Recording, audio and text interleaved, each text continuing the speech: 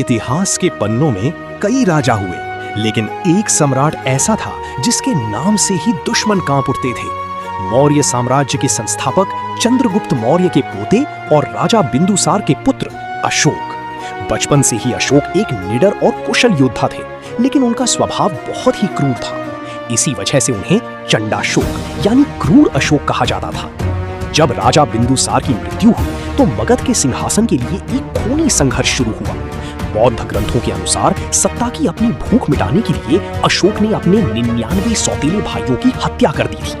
पूरे मगध पर कब्जा करने के बाद उन्होंने अपने साम्राज्य की सीमाओं को और फैलाने का फैसला किया।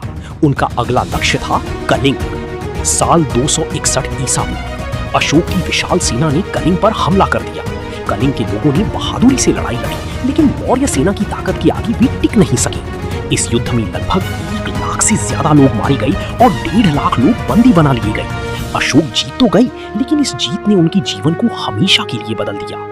जब युद्ध के बाद सम्राट अशोक ने मैदान का दौरा किया तो लाशों के ढेर और औरतों बच्चों की चीख पुकार सुनकर उनकी आत्मा कांप उठी। उनके भीतर का चंडाशोक उसी दिन मर गया।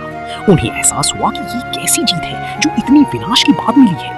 उसी पल अशोक ने अपनी तलवार जमीन पर फेंक दी और कसम खाई कि वो भविष्य में कभी युद्ध नहीं करेंगे। कलिंग के उस विनाश के बाद अशोक ने बौद्ध धर्म अपना लिया। उन्होंने दिग्विजय का रास्ता छोड़कर धम्म विजय का रास्ता चुना। वे अभी क्रूर राजा से धम्माशोक बन चुके थे। उन्होंने जानवरों की बलि पर रोक लगा दी, इंसानों और जानवरों के लिए अस्पताल बनवाए और शांति का संदेश फैलाने के लिए अपने बच्चों को श्रीलंका तक भेजा।